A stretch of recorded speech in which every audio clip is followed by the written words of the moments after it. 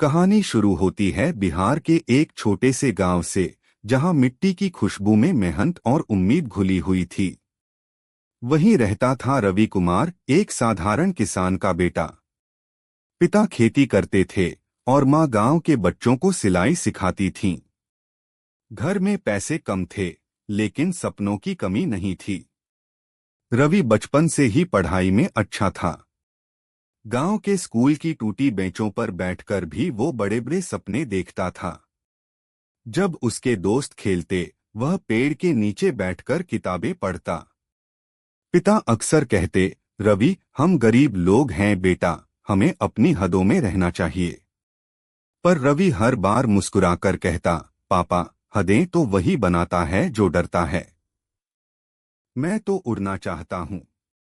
एक दिन स्कूल में शिक्षक ने पूछा, बच्चों, बड़े होकर क्या बनना चाहते हो?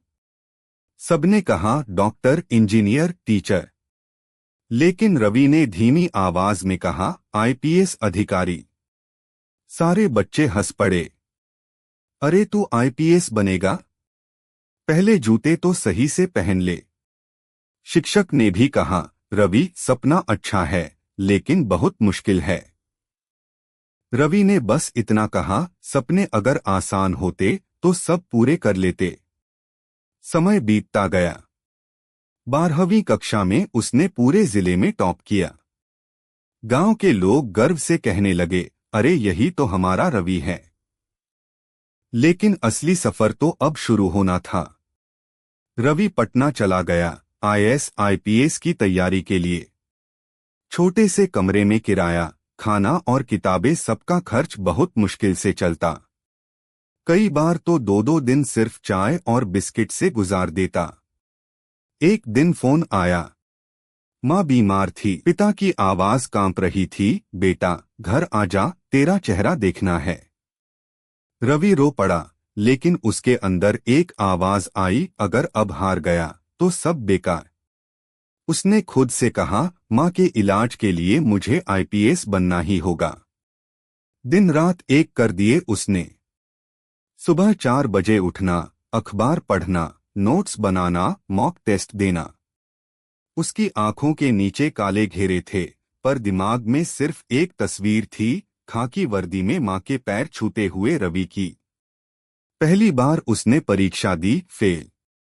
दूसरी बार फिर फेल। हर बार रिजल्ट आने से पहले उसकी उंगलियां कांपती, आंखें नम होती और अंदर एक डर बस जाता, शायद मैं नहीं कर पाऊंगा।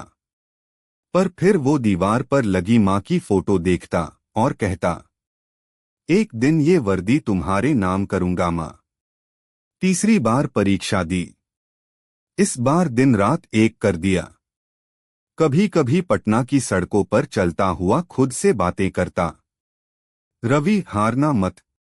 तू सिर्फ अपने लिए नहीं पढ़ रहा, अपने माँ बाप के लिए भी। और फिर वो दिन आया, रिजल्ट का दिन। सुबह अखबार में उसका नाम था, Ravi Kumar, IPS, all India rank 68। वो चिल्लाया, माँ, मैंने कर दिखाया।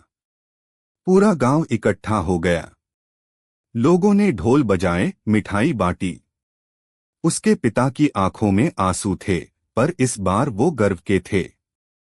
माँ ने उसका माथा चूमकर कहा, बेटा, आज तूने नहीं, हमने भी खाकी पहन ली। आईपीएस ट्रेनिंग के बाद रवि की पहली पोस्टिंग नक्सल प्रभावित इलाके में हुई। वहां उसने देखा, डर, गरीबी और अनपढ़ता ने लोगों की जिंदगी को जकड़ रखा है। लेकिन रवि ने ठान लिया, मैं सिर्फ अफसर नहीं, बदलाव बनूंगा। उसने गांवों में स्कूल खुलवाए, बच्चों को किताबें दिलाईं और महिलाओं के लिए आत्मरक्षा कैंप शुरू किए। लोग अब उसे साहब नहीं, बेटा कहकर बुलाने लगे। रवि ने अपनी ताकत कभी दिखाने के लिए नहीं, बल्कि दूसरों को उठाने के लिए इस्तेमाल की। एक दिन वो अपने गांव लौटा, वही टूटी बेंच, वही मिट्टी की खुशबू। इस बार वह बच्चा नहीं था जो सपने देखता था, बल्कि वो इंसान था जिसने अपना सपना जी लिया था। स्कूल में बच्चों के सामने खड़ा होकर उसने कहा, जब मैं तुम्हारी उम्र का था, मुझे कहा गया था कि आईपीएस बनना असंभव है। लेकिन बेटा, असंभव कुछ नहीं होता अगर दिल साफ हो और मेहनत सच्ची। सारे बच्चे तालियां बजा रहे थे। रवि के पिता दूर से देख रहे थे, आंखों में चमक थी।